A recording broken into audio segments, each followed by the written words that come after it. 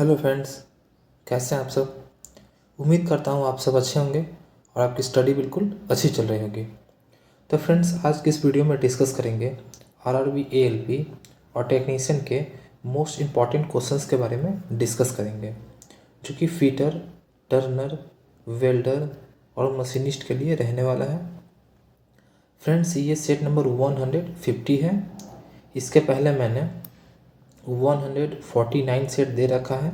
अगर आप लोगों ने नहीं देखा तो जाकर देख सकते हैं, प्लेलिस्ट में इसका वीडियो आपको मिल जाएगा। और फ्रेंड्स, ये जो बुक है द प्लेटफॉर्म का, इसी का ये जो चैप्टर है सीट मेटल, इसी का प्रश्न रहने वाला है। तो जो सीट मेटल जो चैप्टर है, इसका ये पार्ट 3 रहने वाला है। इसके पहले मैंने इस पर पार्ट 2 यानी कि 2 पार्ट इस पर दे रखा है। अगर आप लोगों ने नहीं देखा तो जाकर देख सकते हैं।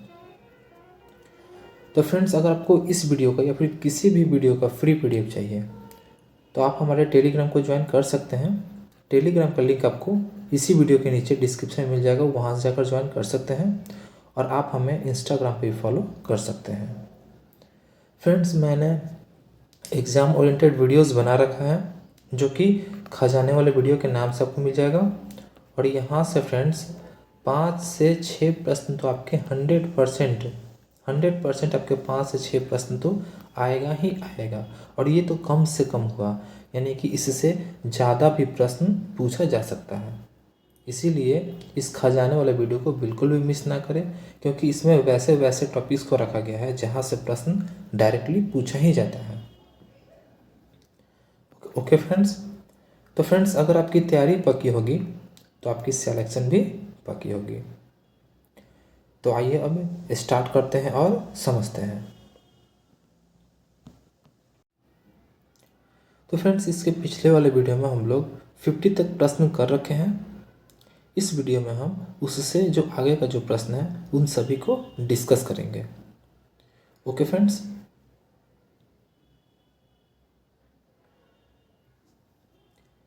तो अगला क्वेश्चन है क्वेश्चन नंबर 51।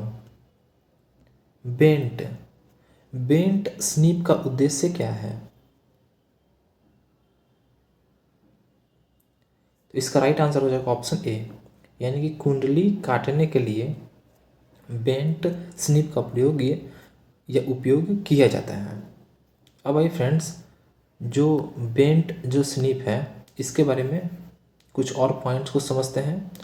तो वक्र लाइन में कटिंग के लिए बेंट स्नीप का उपयोग किया जाता है। इसका दूसरा पॉइंट क्या है, तो इसकी ब्लेड वक्र आकृति में मुड़े होते हैं। अगला क्वेश्चन है क्वेश्चन नंबर 52।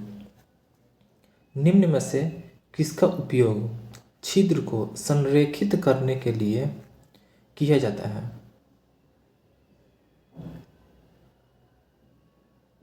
तो इसका राइट आंसर हो जाएगा ऑप्शन सी, यानी कि ड्रिफ्ट का प्रयोग किया जाता है। किस लिए, तो संरेखित करने के लिए। अगला क्वेश्चन है क्वेश्चन नंबर 53। सीट मेटल कार्य केवल मेटल सीटों में करता है जो, तो इसका राइट आंसर हो जाएगा ऑप्शन सी, जो रोल्ड है।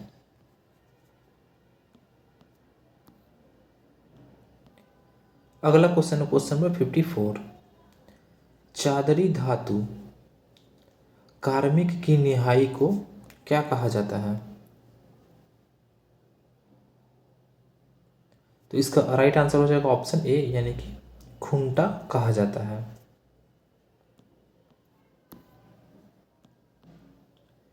अगला क्वेश्चन है क्वेश्चन नंबर 55। सीट की मोटाई के शीघ्र मापन के लिए उपयुक्त यंत्र क्या है।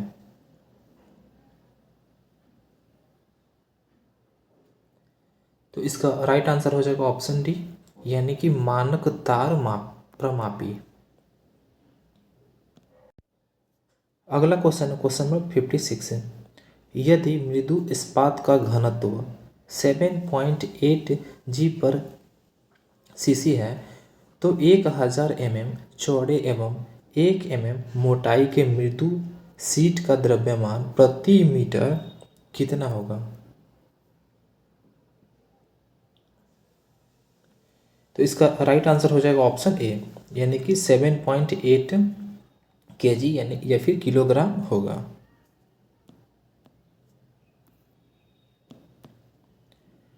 अगला क्वेश्चन है क्वेश्चन नंबर 57। ब्लैंकन ब्लैंकन ऑपरेशन में क्लियरेंस प्रदान किया जाता है।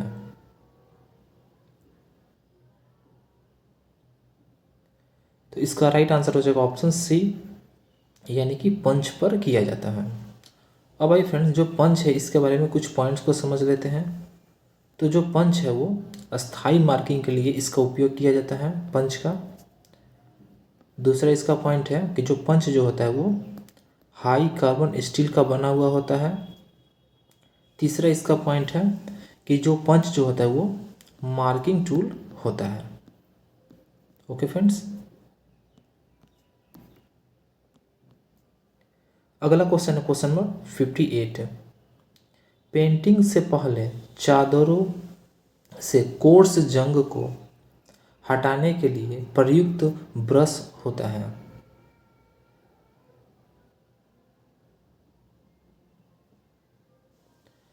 तो इसका राइट आंसर हो जाएगा ऑप्शन सी, यानी कि वायर ब्रश होता है। अगला क्वेश्चन है क्वेश्चन नंबर 59। नोच के कोने पर एक छोटा सा होल किया जाता है, इसे क्या कहते हैं?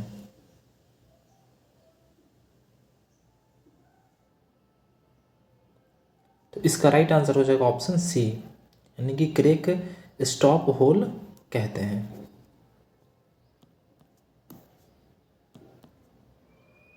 अगला क्वेश्चन है question number 60। Zinc chloride flux का प्रयोग करते हैं।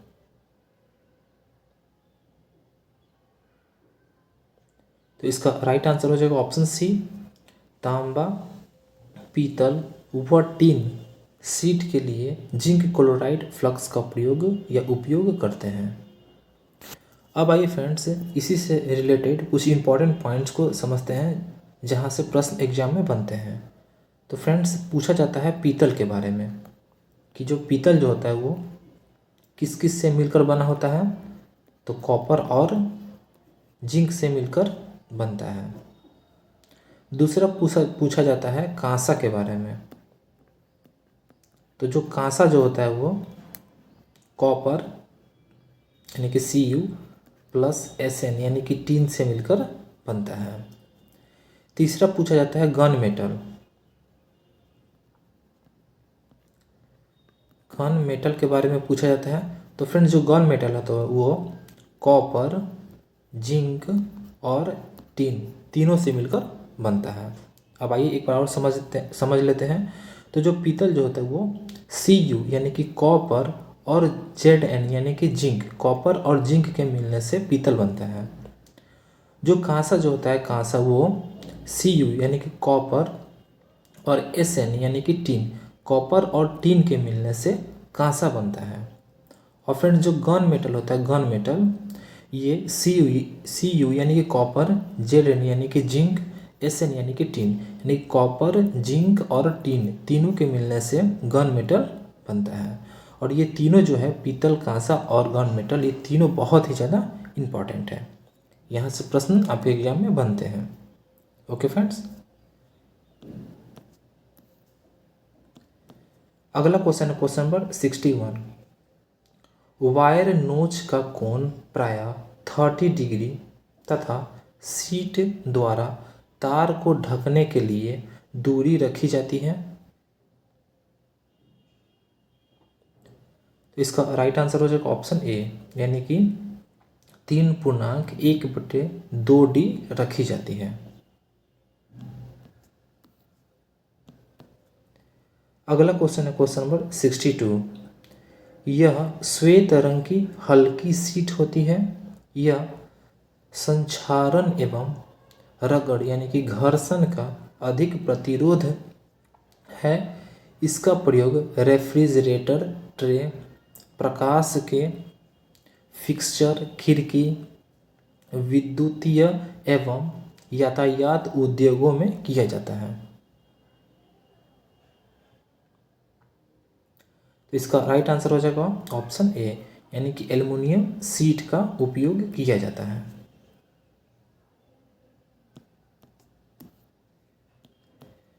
अगला क्वेश्चन है क्वेश्चन नंबर 63। किस धातु की चादरें गर्म एवं ठंडी अवस्था में रोलिंग द्वारा बनाई जाती है? इसका प्रयोग गटर प्रसार जोर लगाने के लिए करते हैं।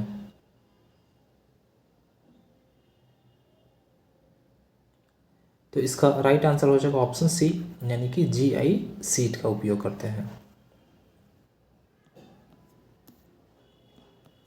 अगला क्वेश्चन है क्वेश्चन नंबर 64। सीट मेटल में ग्रूव बनाने के लिए किस हथौड़े का प्रयोग करेंगे?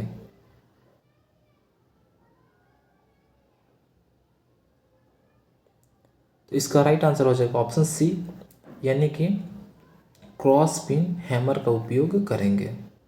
अब आइए फ्रेंड्स, जो हैमर है, हैमर, इसके बारे में कुछ इंपॉर्टेंट पॉइंट्स को समझ लेते हैं।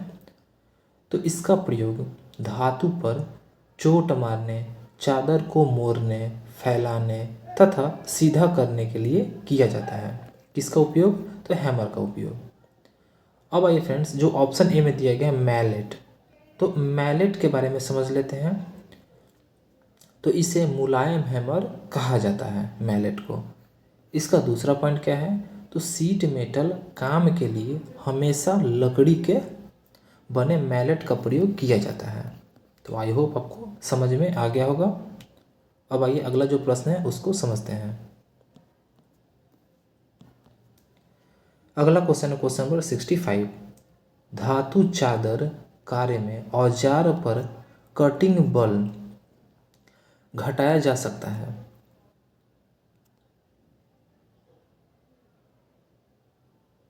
इसका राइट आंसर हो जाएगा ऑप्शन डी, यानी कि औजार को कर्तन कोण प्रदान करके घटाया जा सकता है। अगला क्वेश्चन क्वेश्चन नंबर 66 की सीट रूल का प्रयोग करते हैं। तो इसका राइट आंसर हो जाएगा ऑप्शन ए, यानी कि साफ्ट या रॉड पर की वेज मार्किंग के लिए की सीट रूल का प्रयोग करते हैं। अगला क्वेश्चन है क्वेश्चन नंबर 67। हैमर का कौन सा भाग नर्म रखा होता है? तो इसका राइट आंसर हो जाएगा ऑप्शन बी, यानी कि जो चीक जो होता है, चीक, वो नर्म रखा जाता है।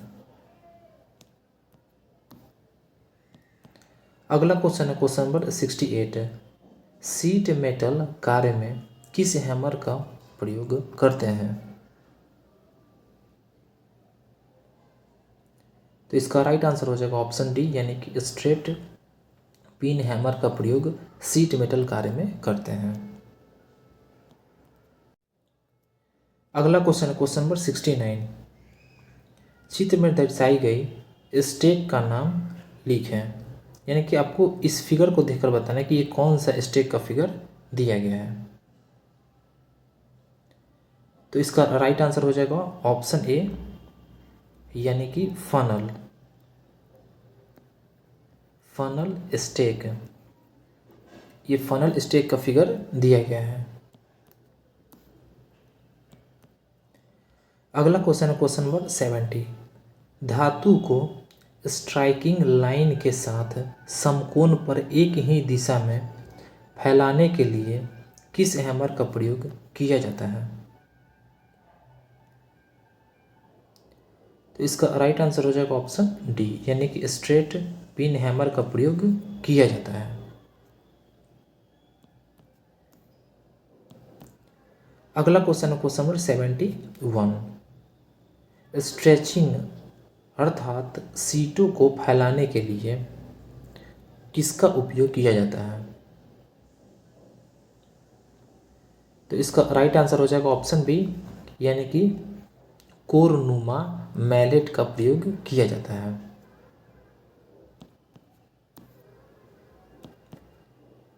अगला क्वेश्चन है क्वेश्चन नंबर 72।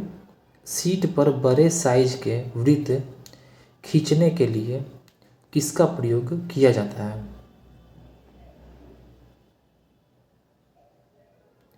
तो इसका राइट आंसर हो जाएगा ऑप्शन सी, यानी कि ट्रेमल का प्रयोग किया जाता है। किस लिए? तो सीट पर बड़े साइज के वृत्त खींचने के लिए। अगला क्वेश्चन है question number 73। Seat metal car में उत्तम फिनिशिंग के लिए कौन सा हैमर प्रयोग होता है? तो इसका राइट आंसर हो जाएगा ऑप्शन सी, यानी कि रॉ हाइट हैमर का प्रयोग किया जाता है। अगला क्वेश्चन है क्वेश्चन नंबर 74। दिए गए चित्र में दिखाए गए ज्वाइंट जोड़ का नाम क्या है? तो इसका राइट आंसर हो जाएगा ऑप्शन डी, यानी कि एबर्टी लैब। अगला क्वेश्चन है क्वेश्चन नंबर 75। एक उदग्र बर्तन के बॉडी से निचले सिरों को जोड़ने के लिए, तो इसका राइट आंसर हो जाएगा ऑप्शन डी, यानी कि एकल C1 का प्रयोग किया जाता है। तो फ्रेंड्स आज के लिए इतना ही। वीडियो कैसा लगा? अगर आपको वीडियो अच्छा लगा हो तो वीडियो को लाइक करें, चैनल को सब्सक्राइब करें और बेल आइकन को दबाएं ताकि कोई भी नोटिफिकेशन उसका मैसेज आपके पास सबसे पहले पहुंचे। और फ्रेंड्स अगर आपको फ्री PDF चाहिए, फ्री PDF, तो आप हमारे टेलीग्राम को ज्वाइन कर सकते हैं। टेलीग्राम का लिंक आपको इसी वीडियो के नीचे डिस्क्रिप्शन में मिल जाएगा, वहाँ से जाकर ज्वाइन कर सकते हैं। और आप हमें इंस्टाग्राम पे भी फॉलो कर सकते हैं। और फ्रेंड्स मैंने एग्ज़ाम ओरिएंटेड वीडियोस बना रखा है जो कि खजाने वाले वीडियो के नाम से आपको मिल जाएगा।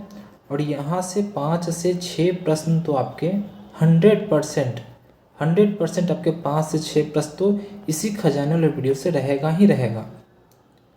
पूछा जाता भी था और पूछा जाएगा भी, इसीलिए इस खजाने वाले वीडियो को बिल्कुल भी मिस ना करें। एग्ज़ाम से पहले इस खजाने वाले वीडियो को देख कर नहीं जाएं। Okay friends, thanks for watching.